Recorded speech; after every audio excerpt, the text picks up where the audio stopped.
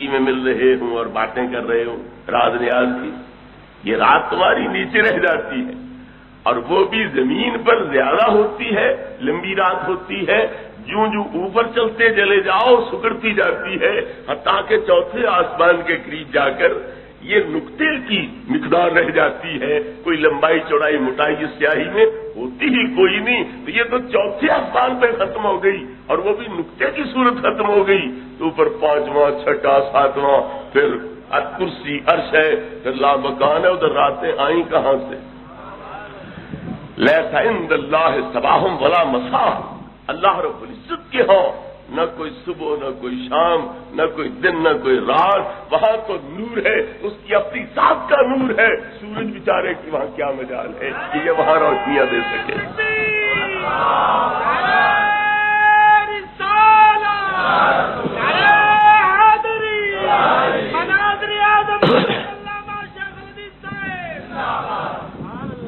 تو محبوب کریم علیہ الصلوۃ والتسلیم کہ حاضر ناظر کی شان صرف سمجھانے کے لیے کہا جاتا ہے کہ سورج کی طرح ہے، ورنہ سورج اوپر ہے ہی کوئی نہیں، اس کی دھوپ ہی کوئی نہیں، اور نبی کریم علیہ الصلوۃ والتسلیم کی نظر میں ہر آسمان بھی ہے، اس پہ رہنے والا ہر فرشتہ بھی ہے، اور اس کی عبادات اور تسبیحات بھی ہے، اور جو چیخیں آسمانوں کی نکلتی ہے وہ بھی آپ کے سن ہے۔ محبوب کریم علیہ الصلوۃ والتسلیم فرماتے ہیں انی ارا ما لا ترون واسمع ما لا تسمعون، میں وہ کچھ دیکھتا رہتا ہوں جو تم نہیں دیکھتے، اور وہ کچھ سنتا رہتا ہوں جو تم نہیں سنتے۔ اتت السماء وکلھا انت اتا ما فیھا موضع اربع اصابع الا وفی ملک واضع جبہتہ ساجدا للہ، ہر آسمان کے چپے چپے پر فرشتے اللہ کے حضور سجدہ ریز ہیں اور وہ عبادتیں کرتے ہیں، ان کی عبادتوں کے جلال سے آسمانوں کی چیخیں نکلتی ہیں، تم نہ فرشتوں کو دیکھتے ہو نہ ان کی عبادت کی وجہ سے جو آسمان کی چیخیں نکلتی ہیں ان کو سنتے ہو، میں ہر فرشتے کو بھی دیکھ رہا ہوں، اس کی عبادت کے جلال کی وجہ سے جو آسمانوں کی چیخیں نکلتی ہیں وہ بھی سن رہا ہوں۔ تو محبوب کریم علیہ الصلوۃ والتسلیم کی ہر آسمان پہ نظر ہے، ہر آسمان میں بسنے والے ہر فرشتے پہ نظر ہے، آسمان کے ہر دروازے پہ نظر ہے، حتیٰ کہ اوپر سے ایک چیخ کی آواز آئی، آپ نے چہرہ پاک اوپر اٹھایا تو فرمایا کہ یہ دروازہ آسمان کا آج کھلا ہے، آج سے پہلے کبھی نہیں کھلا۔ ایک فرشتہ اترا، فرمایا یہ فرشتہ آج اترا ہے، آج سے پہلے زمین پر کبھی اس نے قدم نہیں رکھا۔ تو آسمانوں کے ہر دروازے پر نظر ہے اور آسمانوں پر بسنے والے ہر فرشتے پر نظر ہے، کون سا دروازہ آج تک کھلا اس کا بھی پتہ، نہیں کھلا اس کا بھی پتہ، کون سا فرشتہ آج تک زمین پہ اترا ہے اس کا بھی پتہ، جو کون سا آج تک نہیں اترا ہے اس کا بھی پتہ۔ سورج کی دھوپ آنکھ شعاع وہ تو بہت محدود ہے، نیچے ہے، اور محبوب کریم علیہ الصلوۃ والتسلیم کی نظریں بہت وسیع ہیں۔ سورج ایک طرف روشنی پھیلاتا ہے، دوسری طرف تاریکی ہوتی ہے، لوگوں کو بھی کچھ نظر نہیں آتا، سورج کو کیا نظر آنا ہے، لیکن محبوب کریم علیہ الصلوۃ والتسلیم کی نگاہوں کے سامنے پوری زمین پوری کائنات ہے، وہ ہر وقت حاضر ہے اور کوئی گوشہ اس کا آپ سے مخفی اور پوشیدہ نہیں۔ تو یہ حاضر ناظر کا عقیدہ ہے، حاضر ناظر ہونے کی صورت ہے۔ اب کہو زندگی میں تو ہو سکتا ہے، وفات کے بعد کیسے؟ تو علماء کرام نے فرمایا لا فرق بین موتہ و حیاتہ فی مشاہدتہ لامتہ ومعرفتہ بعزائمہم وخواطرہم ونیاتہم وذالک جلی عندہ لا خفاء بہ۔ نبی کریم علیہ السلام کی ظاہری حیات طیبہ یا آپ کے وصال کے بعد کا وقت ہو، آپ برابر ہر دو حالت میں امت کا مشاہدہ کر رہے ہیں، امت کی نیتوں کو جانتے ہیں، ارادوں کو جانتے ہیں، دلوں میں پیدا ہونے والے خیالات کو جانتے ہیں، کوئی چیز امت کی نبی کریم علیہ السلام کی نگاہ اقدس سے مخفی نہیں. ما من یوم الا وتورد علی النبی صلی اللہ علیہ وسلم اعمال امتہ غدوۃ وعشیۃ ویعرفهم بسیماهم واعمالهم فلذلک یشهد علیہم یوم القیامہ. ہر دن صبح و شام، ہر لمحہ، ہر آن نبی کریم علیہ الصلوۃ والتسلیم پر امت کے چہرے بھی پیش ہوتے ہیں، امت کے عمل بھی پیش ہوتے ہیں. آپ انہیں چہروں کے لحاظ سے بھی جانتے ہیں اور عملوں کے لحاظ سے بھی جانتے ہیں. تو لہذا نبی کریم علیہ الصلوۃ والتسلیم ظاہری حیات طیبہ یا وصال شریف کے بعد ہر دو صورت میں امت کے لیے حاضر ناظر ہیں. قرآن کہتا ہے وَيَكُونَ الرَّسُولُ عَلَيْكُمْ شَهِيدًا، میرا نبی قیامت کے دن تمہاری صفائی کی گواہی دے گا. قیامت کے دن تمہاری صفائی کی گواہی دیں گے. کس کی؟ امت کی. تو پتا چلا قیامت تک کی امت سے آپ باخبر. اگر قیامت تک کی امت سے باخبر نہ ہوں تو ان کی صفائی کیسے بیان کریں؟ تو پھر آپ کی ظاہری زندگی میں تو صحابہ کرام تھے. آپ کے وصال کے وقت 1,14,000 یا 1,40,000 صحابی تھے. آپ کے وصال کے بعد پھر تابعین، تبع تابعین، اب 15ویں صدی جا رہی ہے تو کتنی امت پیدا ہوئی. جب ان کا پتہ ہی کوئی نہیں، ان کے بارے میں علم ہی کوئی نہیں، تو پھر ان کی صفائی کیسے بیان کریں گے؟ اس لیے صرف وہ حضرات صحابہ نہیں جو آپ کے سامنے تھے، قیامت تک کی امت کو اللہ نے آپ کے سامنے کر دیا، اور آپ قیامت کے دن ان کی صفائی بیان کریں گے، گواہی دیں گے. تو گواہ وہاں بنیں گے نہیں، وہاں گواہی دیں گے. گواہی دینا اور ہے، گواہ بننا اور ہے. آج سودا ہوا کسی دکان کا، زمین کا، گواہ رکھ دیے گئے کہ اس بندے نے اتنے لاکھ روپے میں اتنے ایکڑ فلاں سے خریدے جن کا یہ محل وقوع ہے. اس پہ گواہ بن گئے. خدا نہ خواستہ کل کو جھگڑا ہو گیا، دینے والا انکاری ہو گیا، تو اب گواہ پیش کیے جائیں گے کہ تم عدالت میں آ کے بتلاؤ، ثابت کرو کہ واقعی سودا ہوا، ہمارے سامنے ہوا. تو اب وہ جا کے گواہی دیں گے. تو گواہ بننا اور چیز ہے، گواہی دینا اور چیز ہے.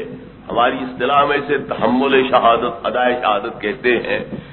موقع پر جب بن رہا ہے تو یہ تحمل شہادت ہوا، عدالت میں جب پیش ہو کے بیان دے رہا ہے تو یہ ادائیگی شہادت ہوگی.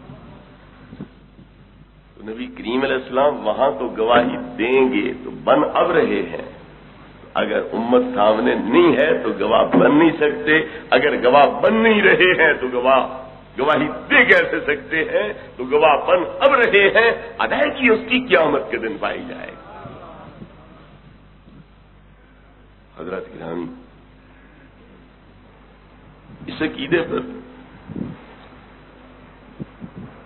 اعتراضات کرنے والوں کو یہ بھی سوچ لینا چاہیے کہ شرک کے فتوے لگانا ہمارے لیے سستا سودا ہے یا مہنگا سودا.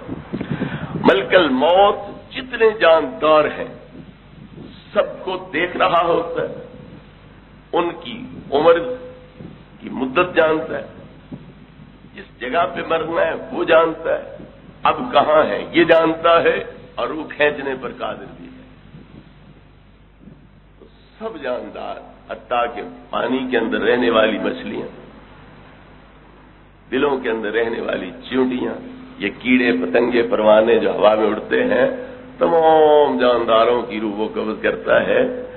تو کس کی کس وقت روح قبض کر دی، کس جگہ روح قبض کر دی ہے، اب وہ کہاں پر ہے، یہ سب علم بھی اسے ہے، اور وہ روح کھینچنے پر قادر بھی ہے. اور یہ ملک الموت میرے آپ کے آقا کا غلام ہے، امتی ہے.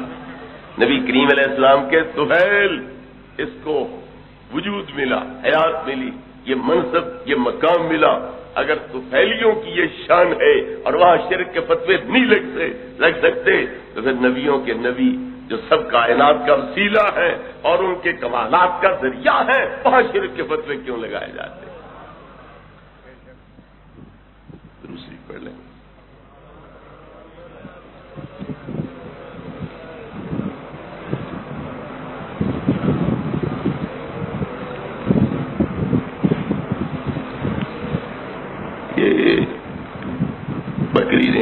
بچہ دیا ہے تو وہ نہ بکری ہے نہ بکرا ہے، تو کیا قربانی کے لیے جائز ہے، یا اس کا پیسہ مسجد پر لگ سکتا ہے؟ مسجد پر بھی لگ سکتا ہے، اگر اتنی ہمت کر لو تو یہ بھی ٹھیک ہے، لیکن جس جانور کو خصی کر دیا جائے وہ کیا شے رہ جاتا ہے؟ اب اس میں بھی تو کوئی نہ نروں والی بات ہے نہ مادی والی بات ہے، وہ کیا رہ جاتا ہے؟ اس لیے جانور جائز ہے، اس میں کوئی حرج نہیں ہے، قربانی پہ لگ سکتا ہے۔ نماز تہجد کی فضیلت، رکعتیں، وقت، طریقہ مختصراً بیان کریں۔ 2 رکعت نفل جو آدمی پڑھ لیتا ہے، اللہ تبارک و تعالی فرشتوں پر اس بندے کی وجہ سے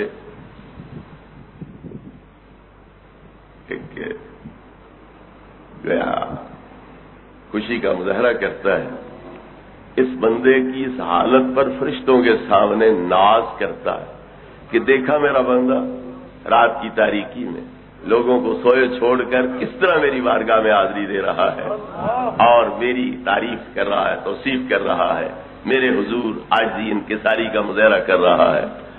تو اللہ جس عمل پہ ناز کرے اور فرشتوں کے سامنے بطور فخر اسے بیان کرے، پھر اس بندے کی فضیلت کا کیا اندازہ ہو سکتا ہے؟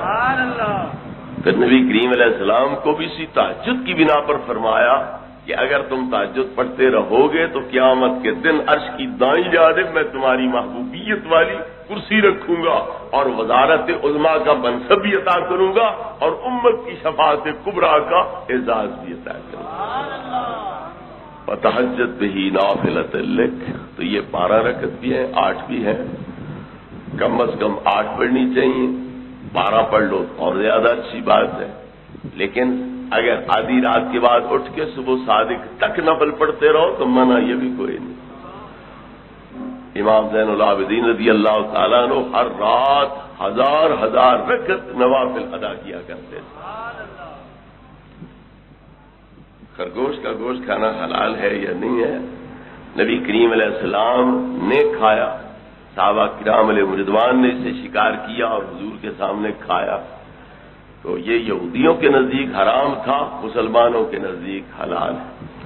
اب بھی اگر کوئی مسلمانوں کا طریقہ اختیار کرنا چاہے تو اسے حلال سمجھنا چاہیے، یہودیوں والے طریقے کو اختیار کرتا ہے تو اس کے لیے حرام ہے۔ اور کچھ لوگ ہیں جن کو یہودیوں نے تیار کیا، ان کے بانی مبانی مذہب کے یہودی ہیں، تو وہی لوگ یہ سوال اٹھاتے ہیں کہ خرگوش حلال ہے یا حرام ہے۔